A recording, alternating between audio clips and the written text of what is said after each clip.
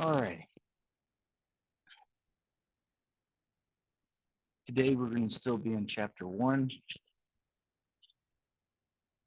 but we're going to be working on section 1.4, quadratic equations.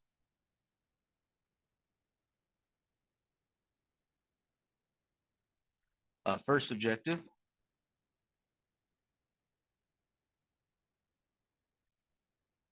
is to solve quadratics equations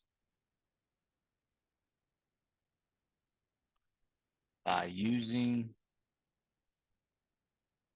the zero product property.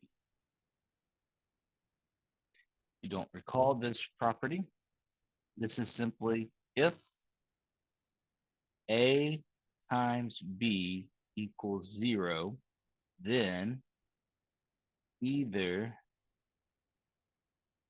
A equals 0, B equals 0, or both equals 0. All right. All right. So if we look at this first example here, example 1, if I have something like this, y squared equals 18 minus 7y. With quadratics, first thing you always want to do when solving is make sure it's set equal to 0. And so therefore, I'm going to move everything here over here. The reason I'm moving this to the left side is not so that I can have everything on the left side and have the right side equal to 0. It's so that my first leading term of y squared or any squared term is not negative. Now, when I move everything over there, don't forget that you must change the signs of all those, and you must write it in standard form, which is highest degree to lowest degree.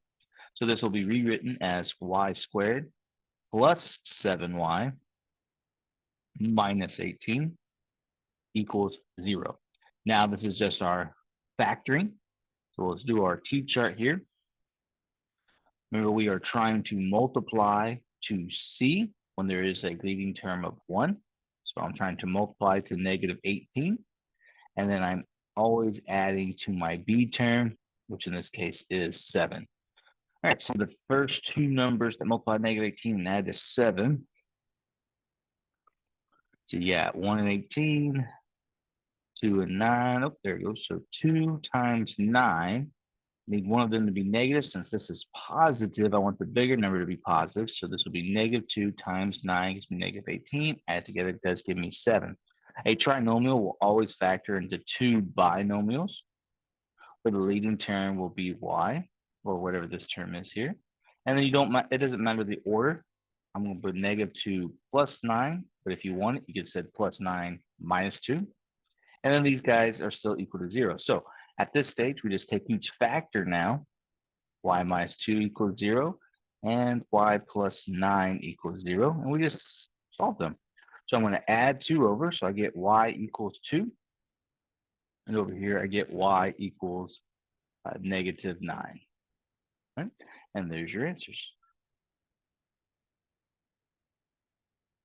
On the homework, they'll probably want you to write it as a set. So you just do little curly brackets, least to greatest. That'd be negative 9, comma 2. There you go.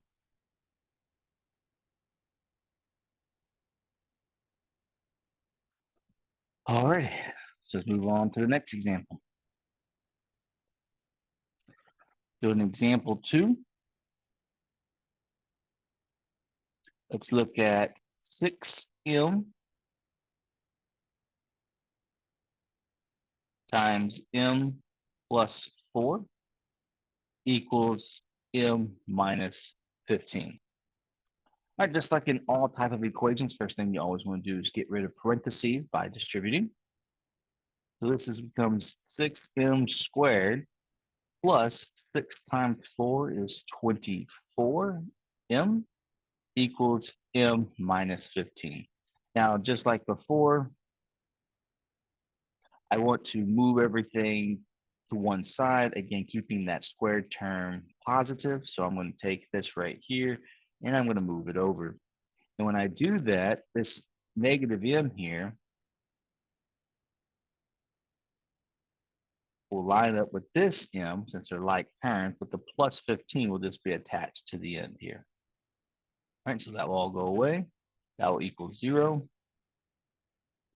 Then I get 6m squared plus 23m plus 15.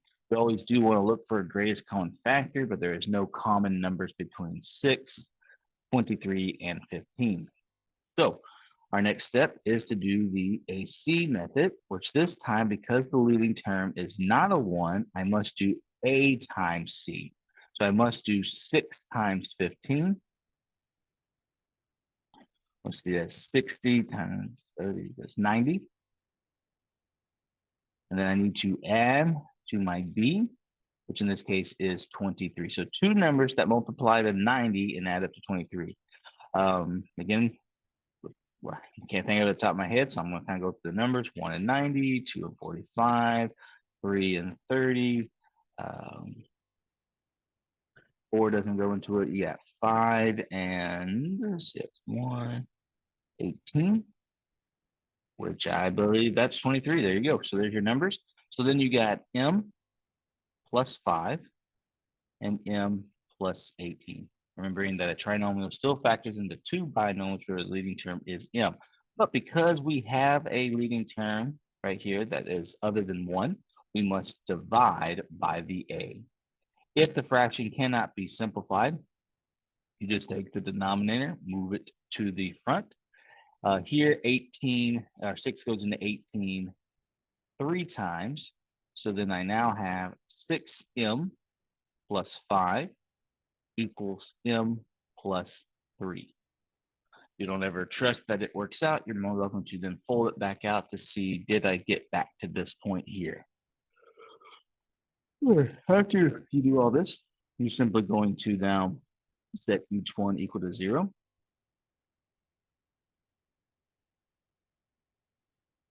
So I'm going to subtract 5 and then divide by 6. Here I'm just going to subtract 3. Again, I'm good with both of these, just as the answer as is. Your homework will probably want you to put it like this. I'm good either way. All right, so that's pretty good on objective 1. Let's move on to objective 2.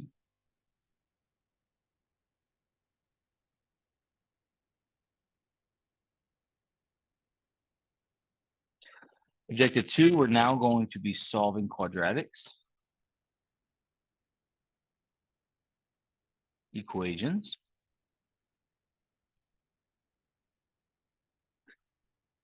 by using the square root property.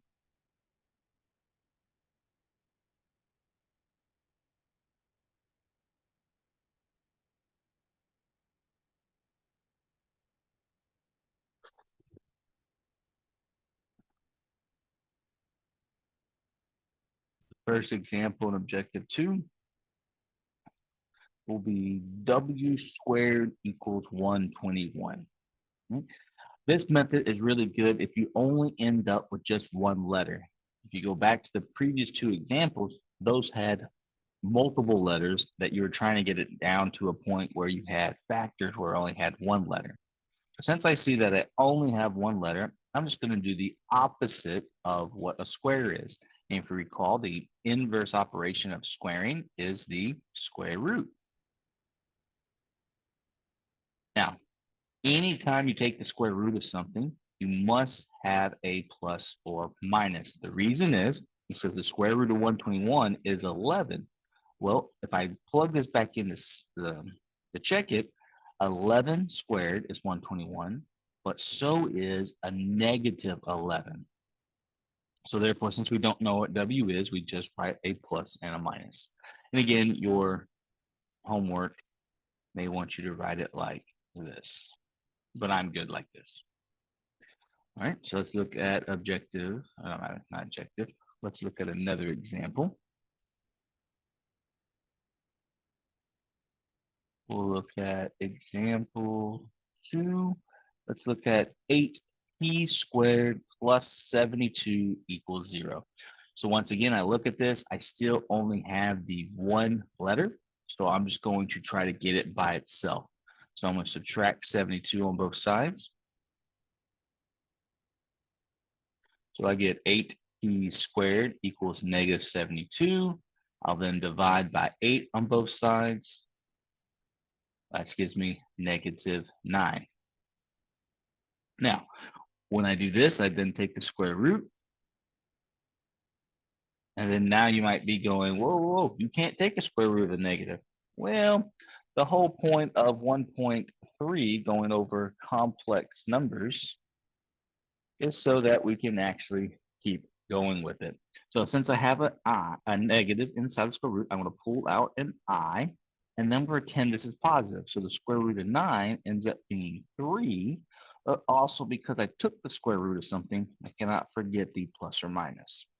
So in the past, square root of negative, you're like, no solution. Well, technically it has two imaginary solutions. All right. Now, again, I'm okay with this as the answer. Your homework may want you to write it like this. All right. Let's see. Let's look at one more example and we'll move on to the next objective.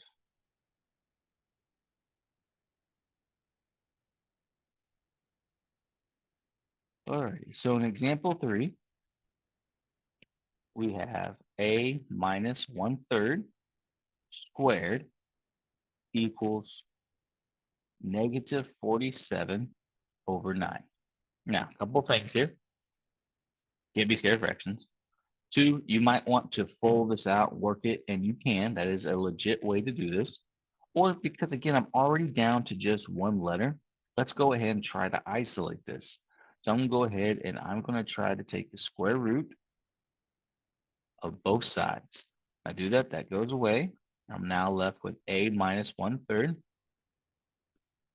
I took a square root of something, so I'm going to put a plus or minus. I have a negative, so I'm going to pull out an I. And then let's simplify this. Well, 47, if you don't know this already, is actually a prime number. So that's going to stay as the square root of 47. But I can also then take the square root of 9, which we now know from the previous question is 3. So this is actually plus or minus the square root of 47 over 3i. And then the last step is then to simply just add 1/3. So there's two ways to write this answer. You can write this in complex form, which is what they prefer. So 1/3 plus minus square root of 47 over 3i.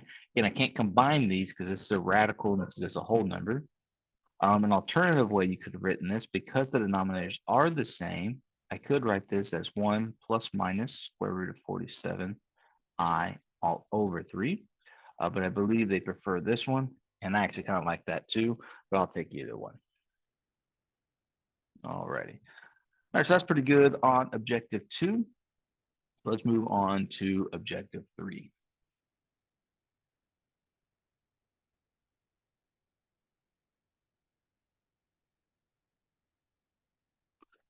So in objective 3, we're going to solve by completing the square.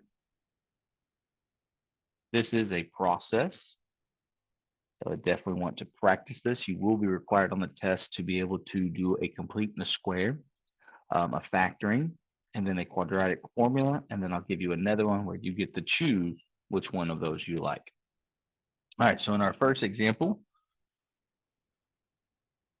we're just going to start slowly. We're going to go with y squared plus 22y. So this is our example 1. And what I want you to do with this is I just want you to figure out what would I need to add to this to make it a perfect square. So plus what would make it the perfect square? And the way we figure that out, if you recall from last semester, you would take your b, divide it by 2, and you would square it. So again, this is your b. So I would do 22 divided by 2, and I would square it. So 22 divided by 2 is 11. 11 squared is 121. So that is your value that would make this a perfect square. And then because it is now a perfect square trinomial, the way we can write this is write one single parentheses with a square, because it'll be a perfect square. Then you write this letter. And then after that, you just do the b divided by 2. So before you squared it, what was the number? In this case, it was a 11. And because that b is a positive, that becomes a plus 11. Okay? So to figure out your number to make this a perfect square is b divided by 2 squared. Then this guy will always factor into one binomial with a square, whatever this letter is. And then this will be your b divided by 2. So again, 22 divided by 2 is 11, positive 11. And that's it. All right, so let's do a couple more to make sure we got this down. An example 2. Let's look at v squared minus 11v. At any point, if you would like to pause this and try these on your own, by all means do that. And again, I'm trying to figure out what this blank is to figure out what this will equal to. All right, so one more time to figure out this blank, it's b divided by 2 squared. So in this example, that would be negative 11 divided by 2 squared. When you square a fraction, you just square the numerator and the denominator. So negative 11 squared is actually positive 121, and 2 squared is 4. So the number that would actually go here is 121 over 4. A couple of things to know. If this fraction could have been simplified, it would have been simplified at this stage. So you can rest assured that this number cannot go any further. So that's your missing C that they want you to look for first. And then to break it down, it's one binomial squared, whatever this letter is, and then just b divided by 2. So negative 11 divided by 2 simply gave me negative 11 over 2. And there you go. All right. Let's just do one more to make sure we got it, and then we'll use this process to actually help us solve for that unknown. All right, so this would be example 3.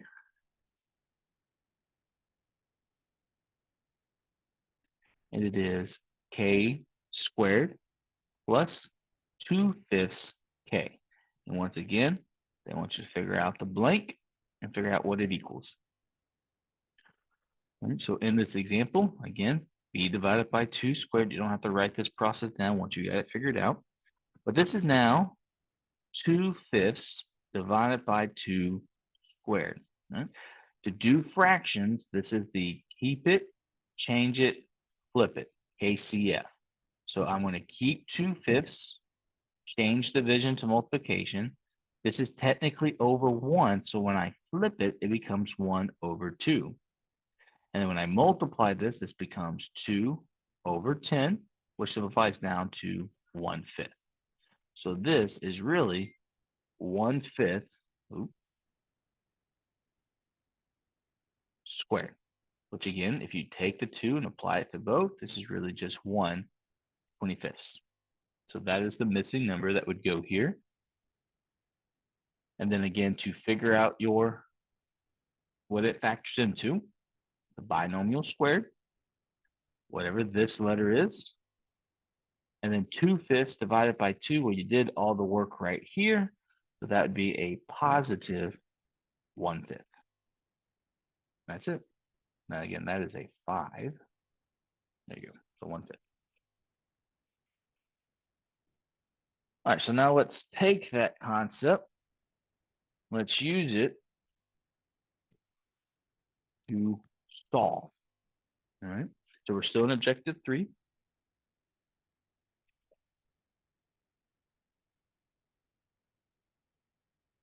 But now let's move on to example 4. So this time I want you to actually solve. Okay, so the first example, or this next example would be x squared plus 14x minus 3 equals 0. So typically when you're asked to solve by completing the square, typically this c is not your value. All right. So here's my recommendation. Move this c over so that you get x squared plus 14x equals 3, because negative, when I add the 3 over, it just becomes 3. And then you'll be wondering why I left a blank here. Well, after you move the wrong c over, you're going to do exactly what we did in the first 3 examples. We're going to do plus a blank. We're going to figure out what that guy is. Now, when you're actually solving something, the issue comes to, if I add a number here, I have to add the exact number over there, so I do not change the value of this equation. All right. After that point, I can just go through the process. So b divided by 2 squared would be 14 divided by 2 squared. 14 divided by 2 is 7 squared, which is 49. So I'm going to add 49 here, but to keep this equation true, I must also add 49 over here. Now, just like in the first 3 examples, this trinomial will factor into a perfect square binomial. So here's my perfect square binomial. So it's a binomial with a square, whatever this letter is. And then again, this will be your b divided by 2, which in this case was just a plus 7. So all this turned into this, and then you can still equal this guy. So 3 plus 49 happens to be 52. After this stage, now we're going to use objective 2, and we're going to solve using the square root property. So then we'll take the square root of both sides. So x plus 7 equals now plus or minus the square root of 52. Do not forget that plus or minus. And then all I'm going to do now is subtract the 7.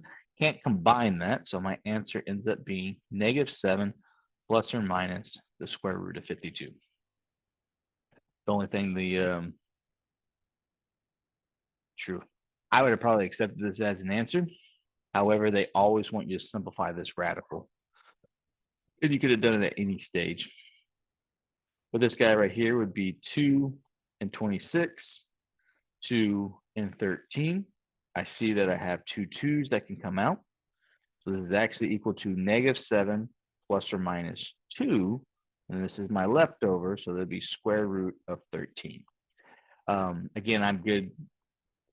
To be honest with you, I probably should make you do it at least to this point. So I'm good here. If you just say x equals this, your book adds a little bit more to it and adds the curly brackets around it. I won't care about that. But if you can at least get this showing that you do know how to simplify radicals, I am okay with that. All right. So let's do another example, and then we'll conclude this objective.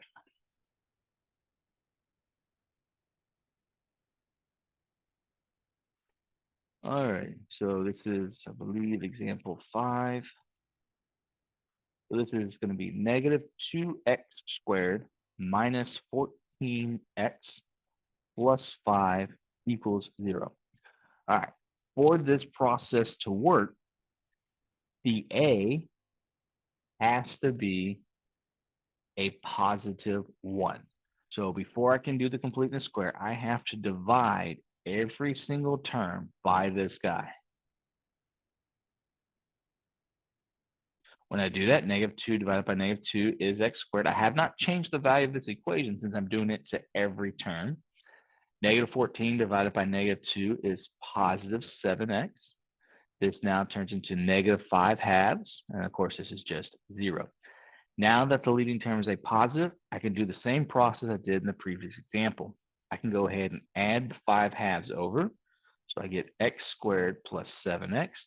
This is at the stage that I then want to add my blank. So 5 halves plus blank, so I can keep the equation true. Then you then want to do b divided by 2 squared. So this will be 7 divided by 2 squared. Doesn't simplify. Apply the square to the numerator and the denominator. So that gives me 49 over 4. So this is what this would be, 49 over 4. And this right here would be 49 over 4. All right, I'm now ready to turn this guy into a perfect square binomial. So again, this guy is b divided by 2. So 7 divided by 2 is plus 7 halves. And then over here, I'm going to add these up. Now remember, to add fractions, they have to have the same denominator. So the least common denominator between 2 and 4 is 4. So I'm going to multiply the top and bottom of this fraction by 2. And that just gives me 10 over 4. When I do that now, I can simply just say, well, 10 plus 49 is 59 over 4. And now I'm ready to apply the square root property. So I now apply the square root property. So I now get x plus 7 halves equals plus or minus. We're going to go ahead and simplify this guy. 59 is actually a prime number, so it'll actually stay 59. But then the square root of 4 gives me 2. So I went ahead and did this. So if you had a factor tree to do, maybe this stage would be a little bit quicker. I don't know. As long as you get it at some point. I'm now going to subtract the 7 halves. So then now my final answer would be negative 7 halves plus or minus the square root of 59 over 2. I like this answer. You're more welcome to rewrite it as negative 7 plus or minus the square root of 59 all over 2. Since the denominator is the same, I'm good either way. All right, so that right there will conclude objective 3. So let's talk about our, I say the last one. Let's move into objective 4.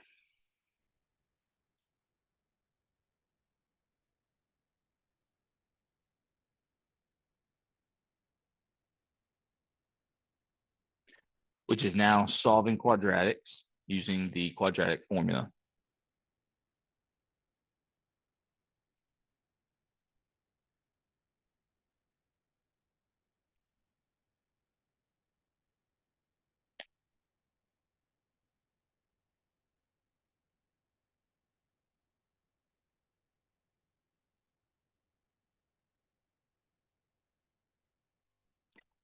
To recall, the quadratic formula is x equals negative b plus or minus square root of b squared minus 4ac all divided by 2a. You do need to have this memorized. This will not be given to you on the test.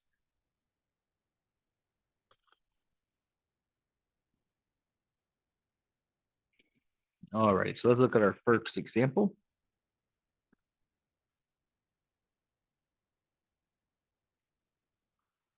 We'll have m times m plus 10 equals negative 34. So just like always, our goal is to get rid of the parentheses. So I'm going to distribute. So that's m squared plus 10m equals negative 34. I then have to set it equal to 0. So that then is m squared plus 10m. Moving this guy over is plus 34 equals 0. Yeah, you might ask, maybe this is easier to factor. It might be. But other tests, I will require you to be able to use the quadratic formula. So with that said, all you got to do is figure out your A, B, and C. So your A is equal to 1. Your B is equal to a positive 10. And your C is equal to a positive 34. Once you have your A, B, and C, all you got to do is just plug it in and simplify. So this ends up being negative 10 plus or minus 10 squared minus 4 times 1 times 34. You can use parentheses or the dot, doesn't matter to me, all over 2 times 1. And then we're just going to clean it up. So this is negative 10 plus or minus 10 squared is 100 minus 4 times 1. Ooh, 34. Let's see. 68 times 2. 136, I think. I feel like. I think it's 136. Pretty sure it is. When in doubt, I guess use a calculator. I don't want to do this wrong and then go back and have to change it.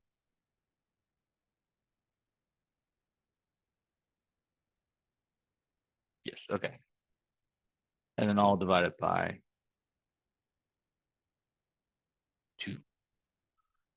Simplify a little bit more. So this now becomes negative 10 plus or minus negative 36 all over 2. Again, you might be thinking, oh, that's negative. I got to stop. No, we talked about complex numbers so that we can keep on going. All right, so then this ends up then just being negative 10 plus or minus. I pull out the I. Square root of 36 is 6 divided by 2. Simplify this by dividing each number by 2. So this gives you negative 5 plus or minus 3i. And there you go. And let's do another example with fractions. Can't be afraid of fractions. So an example 2 will be 1/3 x squared minus 7/6 equals 3/2 x. So again, you gotta set equal to 0. So I'm going to move this guy over, but also put it in standard form. So that's going to be 1/3 x squared minus 3/2 x minus 7/6 equals 0. Now, we do have to use the quadratic formula, but we don't have to use fractions. Remember what we learned at the beginning of this unit. To get rid of fractions, we can multiply by the least common denominator. And hopefully now you're able to look at the least common denominator, 3, 2, and 6, and know that 6 is the smallest number that all three of those numbers can go into. If not, do the chart or just kind of play around with it. Take the 6, multiply it everything. And then remember, what we do is we take the least common denominator, we divide it by the denominator, take the result, and multiply it to the numerator. So 6 divided by 3 is 2. 6 divided by 2 is 3. 6 divided by 6 is 1. And of course, 0 times 6. So this just becomes 2x squared minus 9x minus 7 equals 0. Again, we're asked to use the quadratic formula, but now we can do this without fractions. All right. So my A would be 2, my B would be negative 9, and my C would be negative 7. Again, the quadratic formula, negative b plus or minus the square root, b squared minus 4ac, all divided by 2a. So when I plug this in, I get negative 9. If you like, you can go ahead and make that a positive and you plug it in, but that is a negative 9, plus or minus the square root. When I'm dealing with negatives, you'll notice I'll use parentheses with the square on the outside so that you can know that I'm squaring the negative. So this result will be positive. Minus 4 times 2 times negative 7, all divided by 2 times 2. Right, now when I work this out, I can just clean it up. 2 negatives make a positive. Negative 9 squared is 81. Negative 4 times 2 is negative 8 times negative 7 is positive 56 divided by 4. This now gives you 9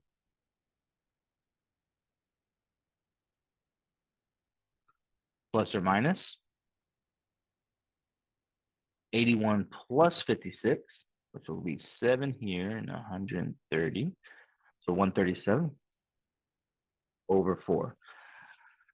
I cannot think of anything that can multiply to 137. So I'm thinking that number is prime.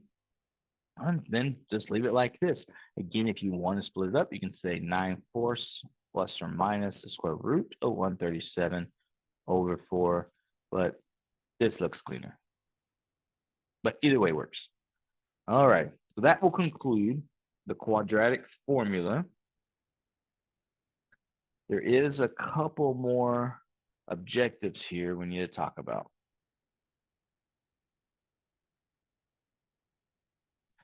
All right, so in objective 5, we want to use the discriminant. Now you'll find that this will be a lot less work. All right, just so you know, the discriminant, I don't know if they really got a letter for it. but it's really just your b squared minus 4ac. That's your discriminant, the inside of the square root. If this guy is greater than 0, you have two real solutions. If it is equal to 0, you have one real solution. But if this guy ends up being less than 0, indicating that this is a negative, then you have two non-real solutions, which would make them imaginary. All right, there we go. So in the first example, we're just going to take 5x squared minus 2x plus 4 equals 0. Make sure it's in standard form and all set equal to 0. That means your A would be 5, B would be negative 2, and your C is equal to 4. Plug it in this formula, figure out what kind of answer you get. So this will be negative 2 squared. Again, notice I'm putting the negative in parentheses, minus 4 times 5 times 4. We're just going to figure out what this number is. That gives me a 4. Minus 4 times 5 is 20. 20 times 4 is 80. That looks like a negative 76. So that's your discriminant. That's the first part of the answer. And then you're going to use that to determine, well, since it's negative, I'll have two non-real solutions. All right, and that's your two answers. They want to know what the discriminant is and then how many solutions you can have. They don't want to know what the actual solutions are. All right. So let's do a couple more examples.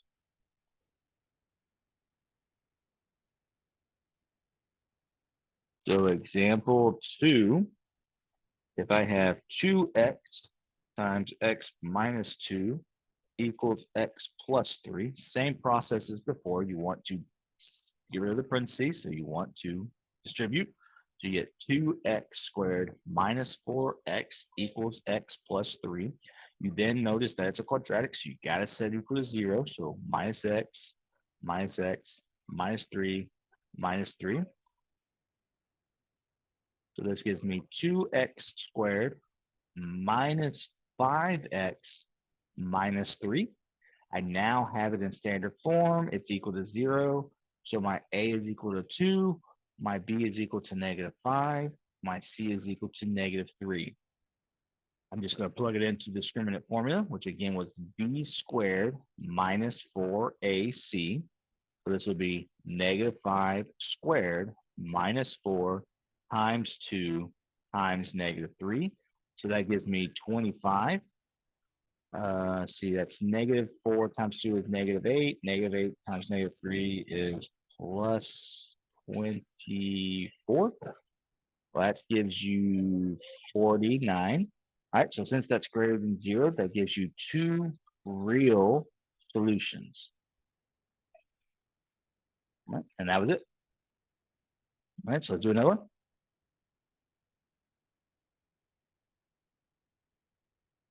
All right. In example 3, got decimals going on. We got 3.6. Ooh, not going up. 3.6n plus 0.4 equals negative 8.1 n squared. All right, again, I want to set equal to 0. I don't like this one. It's negative, so I'm actually going to add the 8.1 n squared over here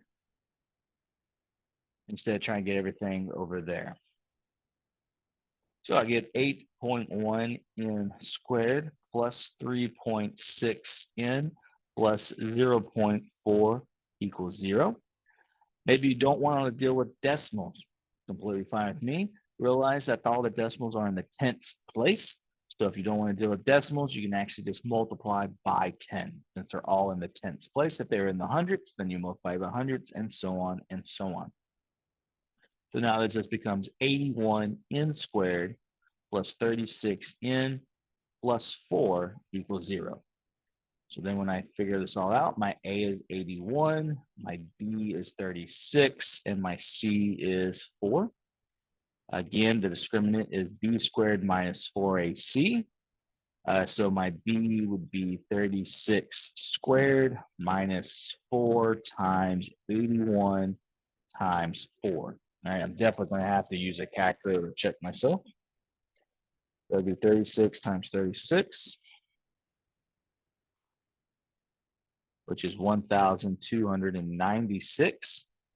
And we got 4 times 81 times 4, which is 1,296, which gives you 0. All right, so since it's equal to 0, remember that just means I have one real solution. All right. All right, so there's one more objective and then we are finally done.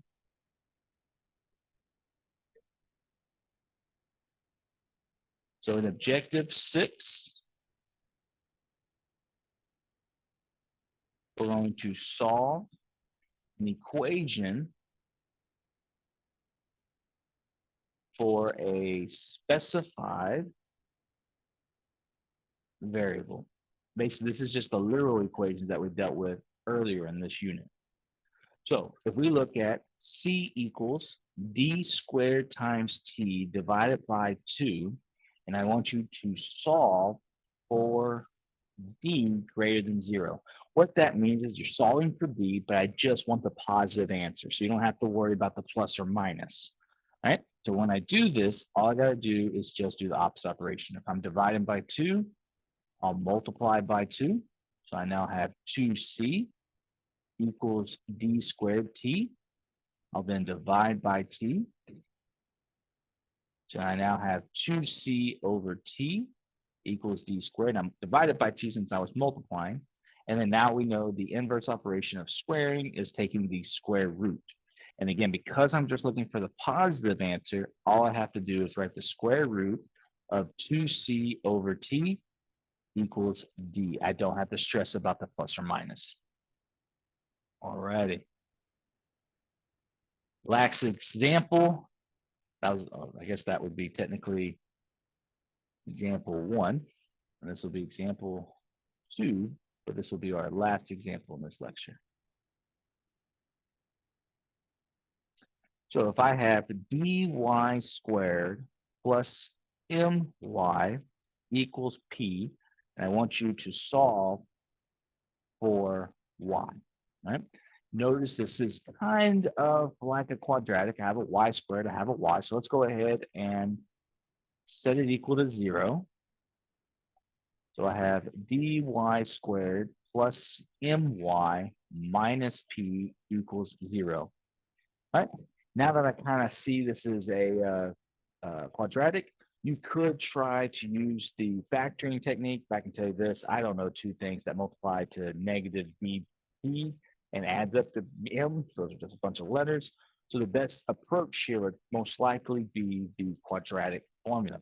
You could also use completeness squared if you would like, but when given a choice, I'd probably just choose the quadratic formula. So my A is equal to D, my B is equal to M, and my C is equal to negative P. Recall the quadratic formula is X equals negative B plus or minus the square root of B squared minus 4AC, all divided by 2A. All right, so when we start plugging this in, this gives me negative M plus or minus M squared minus 4 times D times negative P, all divided by 2 times D. Make sure you keep your letters in order there. There's just a little bit of cleanup we can do. Basically get rid of all these parentheses. So that's going to be negative M plus or minus the square root of M squared. Two negatives end up making a positive 4dP, all divided by 2D. And guys, that's as far as you can go with that because that's just a whole bunch of letters that you can't really do anything with on combining. All right, so that concludes section 1.4 of solving quadratic equations.